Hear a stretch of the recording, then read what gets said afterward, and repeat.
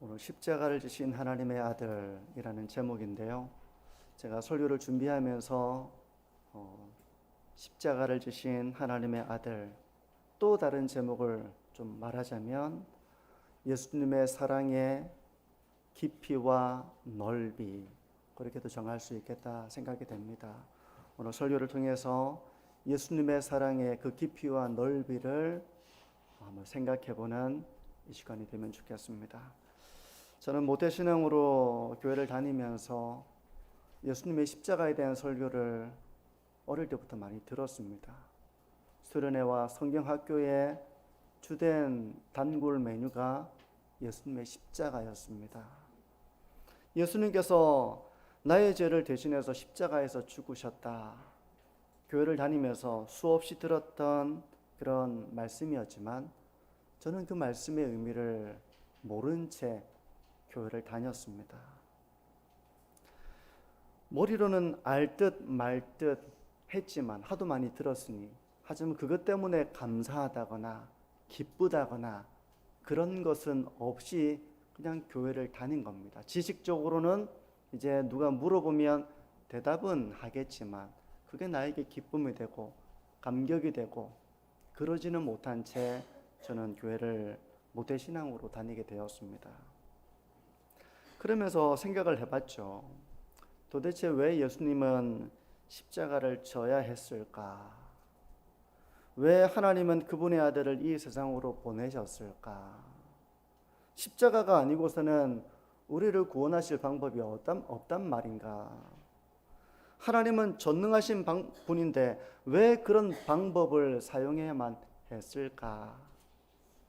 이런 의문들이 많이 있었습니다. 근데 교회에서 그런 의문들을 물어볼 수는 없었고요. 제 마음속에서 그냥 딴 생각을 많이 하게 된 거죠. 그러니까 고분고분 그렇구나 이렇게 제가 말씀을 듣고 그렇게 받아들이기보다는 이게 도대체 무슨 말이지? 이건 말이 안 되는데, 때로는 이렇게 삐딱하게 하나님의 말씀을 이렇게 받아들이지 못하는 저의 모습이 있었던 것 같습니다. 믿어지지 않으니 억지로 믿는다고 말할 수도 없고, 감사하다거나 감격이 없는데 은혜를 아는 것처럼 할 수도 없이 교회를 다닌 겁니다. 오늘 설교는 이미 예수님의 사랑과 은혜를 아는 분뿐만 아니라 저와 같은 고민의 여정을 하고 있는 분들을 위한 또 설교이기도 합니다. 우리가 은혜를 받는다고 해서 성경 말씀이 다 깨달아지는 것은 아닙니다. 오히려 은혜를 받고 난 이후부터 우리는 성경을 알아가기 힘써야 합니다. 홍해가 갈라지고 바다를 무사히 건넌 이스라엘 백성들은 그 놀라운 체험 이후에 하나님이 어떤 분인지 더 관심을 가졌을 겁니다. 도대체 하나님이 누구신가? 우리 조상 중에 아브라함이 있었다고요? 하나님이 어떻게 나타나셨는지, 이런 일들이 그 놀라운 체험 이후에 더 궁금하고 알아가고 싶은 그런 일이 되었을 것입니다. 우리도 은혜를 받고 난 이후에 하나님의 말씀을 통해서 우리의 신앙을 반석 위에 세워나가야 합니다. 이미 은혜를 받아 신앙의 길을 걸어가는 분들에게는 오늘 말씀이 든든한 말씀의 반석 위에 세우는 그런 기회가 될 수 있기를 바라고요. 혹 아직 예수님의 사랑이 머리로는 알 듯 말 듯 한데 그게 나에게 얼마나 깊은 사랑인지 감사가 되고 기쁨이 되고 감격이 되지 못하는 그런 분들에게는 오늘 말씀이 예수님의 사랑의 깊이와 넓이를 생각해보는 그런 시간이 되었으면 합니다. 말씀은, 믿음이라고 하는 것은 들음을 통해서 생겨나는 것입니다. 오늘 말씀을 들으면서 그런 믿음의 역사, 믿음의 성장의 역사, 그런 하나님의 은혜의 역사가 있기를 소망합니다. 예수님께서 우리를 위해 하신 일이 뭔가 7절을 보시면요, 같이 읽어볼까요? 우리는 그리스도 안에서 그의 은혜의 풍성함을 따라 그의 피로 말미암아 속량 곧 죄사함을 받았느니라. 좀 어려운 구절이기도 합니다. 근데 이 구절을 읽으면서 명백하게 이게 믿어지고 깨달아지는 분이 있는가 하면 도대체 이게 무슨 말씀이지 하고 고개가 갸우뚱해지는 분도 계실 겁니다. 죄 사함을 받았다고 하는데 죄 사함이 뭘까? 내가 죄인인가? 왜 죄인이지? 이런 생각을, 초보적인 생각을 할 수도 있죠. 이거 다 안다고 가정하면 안 됩니다. 그런 사람이 얼마든지 있을 수 있고 그건 이상한 게 아닙니다. 또 2000년 전에 예수님께서 하신 일이 지금 나하고 무슨 상관이 있단 말이지? 2000년 전에, 난 지금 2026년도를 살아가고 있는데 그 전에 예수님께서 내가 태어나지도 않았는데 나를 위해 죽으셨다고? 이런 생각을 할 수도 있을 것입니다. 얼마든지 가능한 생각이에요. 그런가 하면 그래, 내가 죄인이 맞지. 예수님이 나의 죄를 위해서 이 땅에 오신 하나님의 아들이 맞아. 근데 왜 십자가를 지셨지? 왜 십자가를 져야만 하셨지? 하나님은 그 방법 말고 다른 방법으로 우리를 구원하실 수는 없나? 이런 생각까지 다양한 생각과 의문을 가져다 줄 수 있는 성경 말씀이기도 합니다. 교회를 다니면서 한 번쯤은 해봤음직한 그런 물음일 것입니다. 모두 좋은 질문들입니다. 모든 사람들이 천편일률적으로 동일하지 않듯이 신앙을 가지는 데에도 하나님은 한 사람 한 사람의 기질을 파악하시고 그에 맞게 그를 믿음으로 이끄십니다. 도마처럼 의심하는 사람이 있는가 하면 전혀 의심 없이 확신과 믿음으로 나가는 사람도 있어요. 오늘 이 설교에서 이런 물음에 대한 답변을 모두 하기는 어렵겠지만 분명한 것은 이런 질문을 한다는 것은 믿음으로 향하는 그런 여정이 된다는 것입니다. 그러면 이 구절이 말하고자 하는 바를 좀 집중해 보면 좋겠는데, 이 구절은 우리가 예수 그리스도의 피로 속량을 받았다고 말씀합니다. 속량에 대해서 먼저 생각을 해보시죠. 속량, 지금은 거의 사용하지 않는 말입니다. 근데 이 속량이라는 말은 1세기 노예 시장에서 익숙하게 사용되던 단어이며 말이었습니다. 속량이라는 것이. 지금은 그런 노예 시장이 없으니 이 말을 잘 사용하지 않죠. 속량이란 노예를 사기 위한 몸값을 말합니다. 그게 속량이에요. 집에 일을 시키기 위해서 노예가 필요해서 속량하는 경우도 있겠지만, 그 몸값을 지불하는 경우도 있겠지만, 가족 중에 노예가 된 사람도 있을 수 있겠죠. 그러면 그 가족을 해방시키기 위해서 몸값을 지불하는 경우도 있을 것입니다. 속량입니다. 몸값을 지불하는 것이 바로 속량이에요.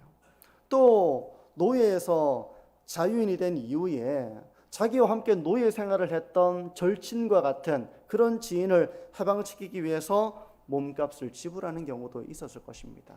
몸값을 지불하고 그를 노예에서 해방시키는 것, 이게 바로 속량입니다. 예수님은 자신의 피로 우리를 속량하셨다 말씀합니다. 우리를 죄의 종되었던 그 노예 상태에서 예수님은 속량하시기 위해서, 해방시키기 위해서 자기의 피를 몸값으로 지불하셨다는 말입니다. 그러면 우리가 종되었던 상태에서 해방시키기 위해서 예수님은 그 몸값을 지불하셨는데, 도대체 종되었던 상태는 어떤 상태일까? 죄인은 스스로 자신이 어떤 상태인지를 알지 못합니다. 때문에 죄에 종된 상태가 얼마나 비참한 건지를 잘 모릅니다. 죄인은 잘 모릅니다. 우리가 전도하려고 하면 우리는 그 영혼을 불쌍히 여기면서 전도하려고 하지만 정작 당사자는 자기의 비참함을 모릅니다. 자기의 죄인된 상태를 알지 못합니다. 로마서 1장 28절과 32절을 보면 이 죄인된 상태를 말씀하는데요. 제가 그 구절을 쭉 읽기보다는 좀 간단하게 설명을 해볼게요. 두 가지 특징을 나타납니다. 첫 번째 특징은 하나님을 마음에 두기 싫어한다는 것입니다. 죄의 종된 상태는 하나님을 마음에 두기 싫어한다는 것입니다. 하나님의 존재를 인정하면 자기의 삶이 불편해지는 겁니다. 죄를 마음대로 못 지니까. 우리가 어른이 있으면, 누가 보는 눈이 있고 어른이 있고 나를 감독하는 사람이 있으면 내가 마음대로 못하죠. 불편한 존재가 되는 겁니다. 자기 마음대로 살려면 하나님이 없는 게 편하고 하나님이 계시다는 많은 증거가 있다고 해도 죄인은 하나님을 마음에 두기 싫어한다는 것입니다. 이게 첫 번째 특징이고요. 두 번째는 하나님을 마음에 두기 싫어할 뿐만 아니라 죄를 짓는 삶을 살아갑니다. 죄의 종, 죄를 짓는 삶을 살아갑니다. 어떤 죄를 짓는 삶을 살아가는가? 많은 죄들이 설명이 되는데요. 의롭지 못한 삶, 불의한 삶을 살아갑니다. 그리고 추하고 흉악한 삶, 추악입니다. 추악. 이런 추악의 삶을 살아갑니다. 그리고 탐심과 욕심에 지배를 당합니다. 그러니 이로 인해서 살인이 일어나고 분쟁이 일어나고 사기가 일어납니다. 다 탐심과 욕심 때문에 사기도 하고 살인도 하고 서로 자기의 뜻을 굽히지 않고 분쟁도 일어나는 것입니다. 악독과 수군거리는 삶을 살아갑니다. 다른 사람을 존중하지 않는 교만과 오만의 삶을 살아갑니다. 죄의 종된 삶이 그렇다는 것입니다. 마땅히 순종하고 감사해야 될 존재가 있음에도 불구하고 로마서 1장에는 바로 그 존재로, 대표적인 존재로 부모를 말씀하고 있는데요. 마땅히 순종하고 감사해야 되지만 죄의 종된 사람은 부모를 거역한다는 것입니다. 양심은 그렇게 살면 안 된다는 것을 말해주고 있음에도 불구하고 그 양심의 사인을 계속 무시하는 것이죠. 그러면서 인간다움을 잃어가게 됩니다.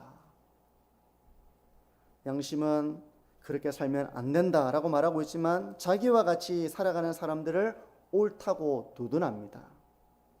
정도의 차이가 있겠지만 죄의 종된 삶을 로마서 1장은 이렇게 설명하고 있습니다. 그러면서도 자기의 삶이 추악하다거나 불의하다거나 비참하다거나 이렇게 느끼지 못한 채 죄의 종된 삶을 살아간다는 것입니다. 이런 우리를 위해서 주님은 우리를 속량하시기 위해서 십자가에서 피를 흘리시고 죽으셨다는 것입니다. 피라고 하는 것은 생명이에요. 피를 흘린다는 것은 생명을 내어준다는 것입니다. 십자가 사건은 바로 우리의 죄를 대신해서 예수님이 생명을 내어주시고 죽으신 사건을 말하는 것입니다. 십자가의 사건은 바로 우리가 죽어야 하고 우리가 저주를 받아야 하고 우리가 형벌을 받아야 하지만 예수님이 그 모든 죄를 짊어지고 죽으셨다는 것을 말씀하는 사건입니다. 성경은 이런 예수님에 대한 예언으로 가득 차 있습니다. 자기 백성을 위해서 대신 저주를 받으시고 대신 죽으신다는 이런 예언으로 가득 차 있습니다. 대표적인 구절을 두 구절을 좀 제가 살펴보려고 하는데요. 우리가 성찬식을 할 때마다 제가 이 구절을 읽기도 하는데 이사야 53장 5절과 6절을 이렇게 말씀합니다. 그가 찔림은 우리의 허물 때문이요 그가 상함은 우리의 죄악 때문이라. 그가 징계를 받음으로 우리는 평화를 누리고 그가 채찍에 맞음으로 우리는 나음을 받았도다. 우리는 다 양 같아서 그릇 행하여 각기 제 길로 갔거늘 여호와께서는 우리 모두의 죄악을 그에게 담당시키셨도다. 예수님이 떠오르십니까? 예수님에 대한 예언의 말씀이에요. 요한복음 1장 29절도 이렇게 말씀합니다. 이튿날 요한이 예수께서 자기에게 나오심을 보고 이르되 보라 세상 죄를 지고 가는 하나님의 어린 양이로다. 그러니까 성경은 예수님이 세상의 죄를 짊어지고 대신 징계를 받고 대신 저주를 받는 것이다 라는 말씀이 구약과 신약의 예수 그리스도를 중심으로 이런 예언들이 가득합니다. 예수님은 우연히 십자가에서 죽으신 것이 아니라 철저히 세상 죄를 짊어지시고 우리의 허물과 죄악 때문에 찔리시고 죽으셨습니다.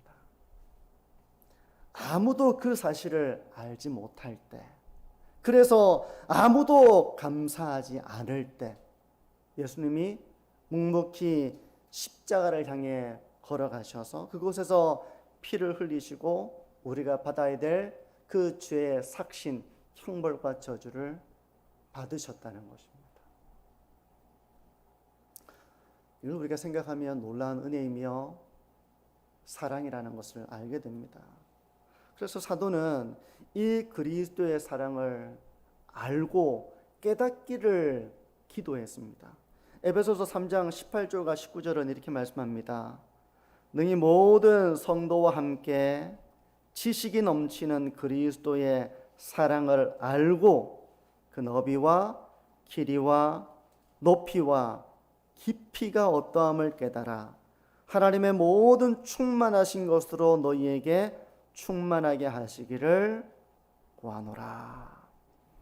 예수님께서 우리를 죄 가운데서 구원하시기 위해서 하신 그 모든 일들을 지식에 넘치도록 우리가 배우면서 그 그리스도의 사랑의 깊이와 넓이와 높이가 어떠한지를 알아가기를 바라는 사도의 마음, 우리가 그것을 알아가기를 하나님은 원하십니다. 그 사랑을 깨달으면 신앙의 길은 참 기쁨의 길이 됩니다.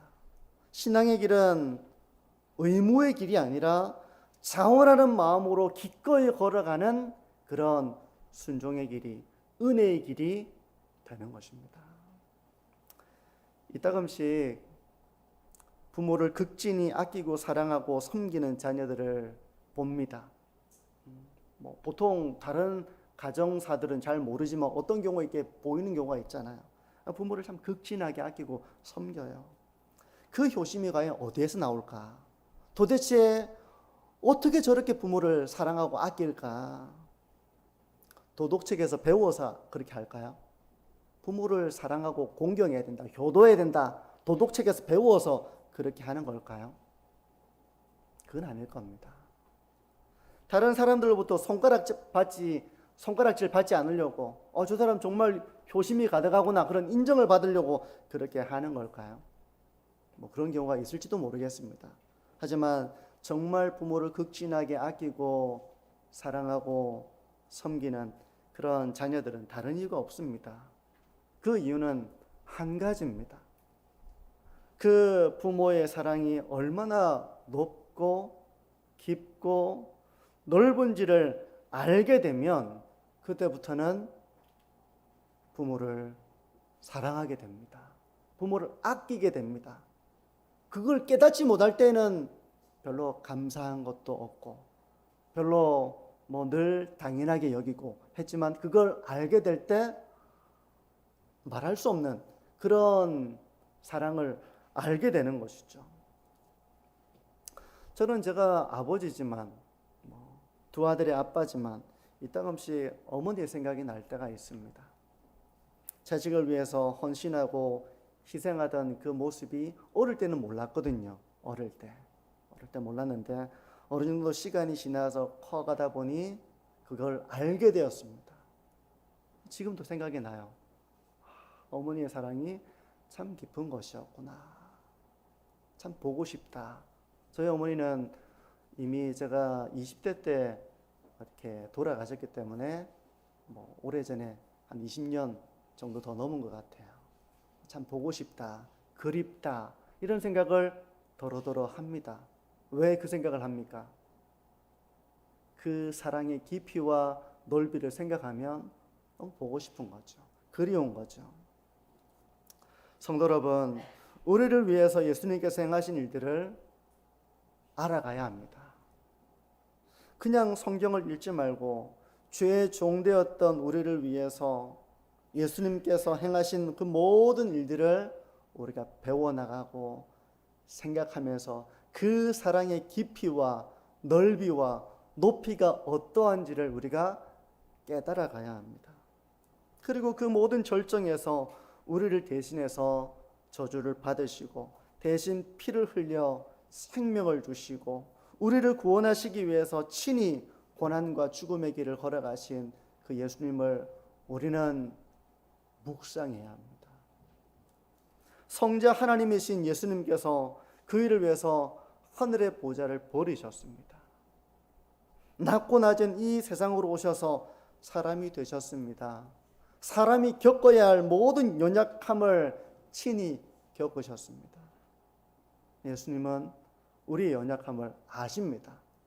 배고픔도 아시고 피곤함도 아시고 모욕도 아시고 아픔도 아시고 고통도 아시고 그 모든 배경에는 바로 그 깊이와 넓이와 높이를 알 수 없는 예수님의 사랑이 있습니다. 신앙이란 바로 이 주님의 사랑의 높이와 깊이와 넓이를 충만하게 알아가는 것입니다. 성도 여러분, 이 예수님의 사랑을 깊이 맛보아서 주님의 사랑 가운데 거하시는 우리 모든 성도님들이 되시기를 주님의 이름으로 축복합니다. 그러면 왜 예수님은 우리를 죄에서 구원하시기 위해서 우리를 속량하시기 위해서 자기 생명까지 내어주셨을까? 사랑해서라고 우리가 말하겠죠. 하지만 더 깊은 목적이 있어요. 12절을 보시면요. 같이 읽어볼까요? 이는 우리가 그리스도 안에서 전부터 바라던 그의 영광의 찬송이 되게 하려 하심이라. 예수님께서 우리를 위해 하신 모든 일들은 이 땅에 사람으로 오셔서 우리와 같은 연약함을 친히 겪으시고 고난을 받으시고 죽음에 이르기까지 십자가에서 그 형벌을 받으시기까지 그 모든 일을 하신 것은 결국은 우리가 하나님의 영광의 찬송이 되게 하기 위해서다라고 말씀을 합니다. 이게 무슨 말일까요? 우리의 삶 전체가 찬양이 되게 하기 위해서라는 겁니다. 마틴 로이드 존스 목사님은 이렇게 말합니다. 한번 보시죠. 그리스도는 단지 구원받은 죄인에 그치지 않습니다. 세상 사람들이 당신의 삶을 볼 때 하나님의 은혜는 참으로 위대하구나 라고 고백하게 만드는 하나님의 영광의 전시품입니다. 죄인이었던 우리가 하나님의 은혜로 변화되어 살아가는 그 모습이 다른 사람들에게 하나님의 영광을 드러내는 전시품이 된다는 것입니다. 그걸 위해서 우리 예수님께서 그 모든 일을 행하셨다라고 말씀을 하는 거예요. 이전에 우리는 세속적인 가치를 쫓아 살아가던 사람이었는데 이제는 그런 사람이 아닌 겁니다. 저 사람은 왜 저렇지? 왜 저런 생각이 달라졌을까? 이전에는 미움과 비방과 시기하던 사람이었는데 사람이 너무 관대하고 친절하고 용서하고 이런 사람으로 변화된 겁니다. 이전에는 어려움을 겪으면 세상이 무너지는 것 같이 좌절하고 걱정하고 그런 사람이었는데 이제는 고난 가운데서도 고난이 없는 것처럼 사람이 평온하고 도리어 견고한 사람이 된 겁니다. 저 사람 도대체 뭘까? 그걸 보면서 많은 사람들이 어떻게 저 사람이 저렇게 되었을까? 하나님의 영광의 전시품, 하나님의 은혜구나. 하나님께서 저 사람을 저렇게 변화시키셨구나. 하나님의 사랑이 그를 저렇게 붙잡고 계시구나 라고 생각하게 만드는 하나님의 영광의 전시품이 되게 하시려고 주님께서, 예수님께서 십자가에서 고난을 받으시고 자기의 생명을 내어주신 것이다. 그렇게 말씀을 하고 있습니다. 지금 우리의 삶이 어떤가를 한번 잠시 돌아보시죠.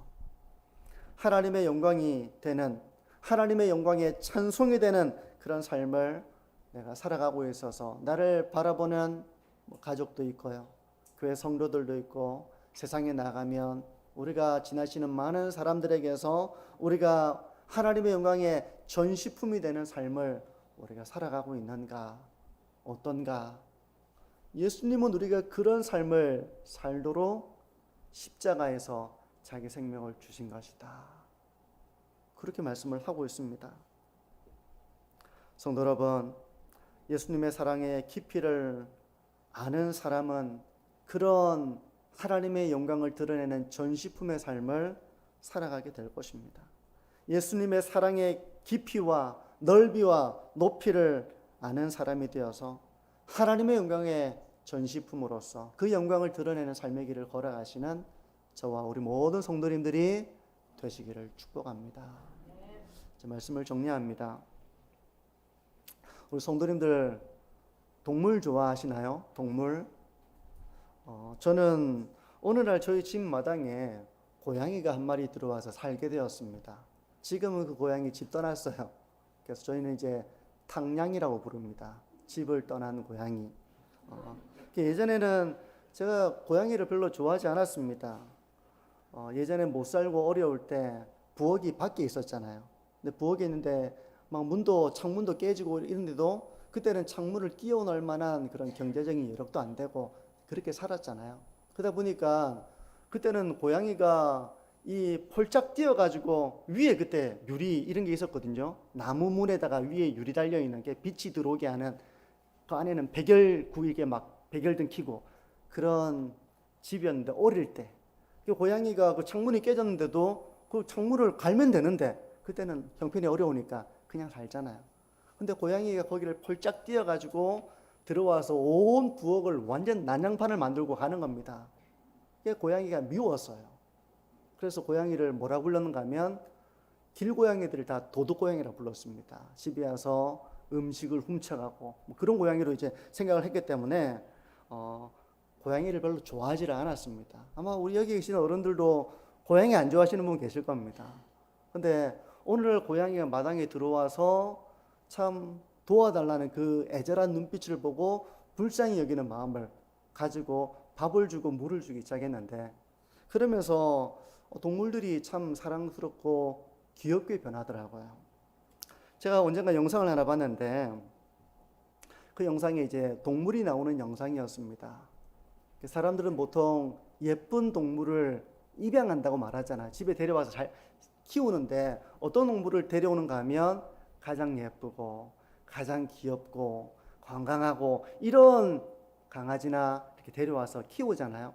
근데 그 영상에는 병든 고양이를 데려와서 키우는 한 사람의 이제 그 영상이었습니다. 그 강아지였던 것으로 기억나는데 사고였던 것 같아요. 차에 치였는지 다리를 사용할 수 없는 그런 강아지였습니다. 그러니까 아무도 돌보지 않기 때문에 죽을 수밖에 없는 거죠, 그 강아지가. 그런데 그 강아지를 누군가가 보고 불쌍히 여긴 겁니다. 불쌍히 여겨서 그 강아지를 정성으로 이제 키우는 그런 내용이었어요. 비교할 수는 없지만 예수님께서 이 땅에 오셔서 우리와 같은 사람이 되셔서 연약함을 겪으시고 우리를 죄 가운데 구원하시기 위해서 자기 생명을 주시고자 하실 때 우리의 모습은 전혀 사랑할 만한 모습이 아니었습니다. 전혀 사랑할 만한 그런 모습이 아니었습니다. 우리에게는 막 죄의 냄새가 났고요. 지금은 부끄러운 걸 알지만 그때는 부끄러운 줄도 모른 채 그런 삶을 살고 있었습니다. 자기를 도와주려고 하는 사람의 손길을 막 이렇게 으르렁거리고 물려그러고 막 그런 전혀 모르던 그 짐승처럼 우리는 죄의 냄새가 가득했고 흙먼지가 가득한 곳에서 뒹굴렀고 냄새가 나고 막 다쳐서 질병에 있고 그런 동물처럼 우리는 그렇게 전혀 사랑할 만한 모습이 아니었습니다. 그런 우리를 위해서 예수님이 자기의 생명을 아낌없이 내어주신 것입니다. 우리를 하나님의 영광을 드러내는 전시품이 되게 하기 위해서 예수님은 기꺼이 사람이 되셨고 기꺼이 우리가 겪는 모든 연약함을 겪으셨고 우리가 겪어야 될 저주와 형벌을 대신해서 십자가에서 피를 쏟으시며 죽으셨습니다. 비록 여전히 우리는 성화의 길을 걸어가면서 어리석기도 하고 연약하기도 하지만 사랑하는 성도 여러분, 십자가의 그 은혜와 사랑의 그 깊이와 넓이를 더욱더 깨달아가서 주님의 사랑을 깊이 체험하고 그리하여 하나님 영광을 드러내는 전시품과 같은 삶의 길을 걸어가시는 저와 우리 모든 성도님들 되시기를 주님의 이름으로 축복합니다. 기도합니다.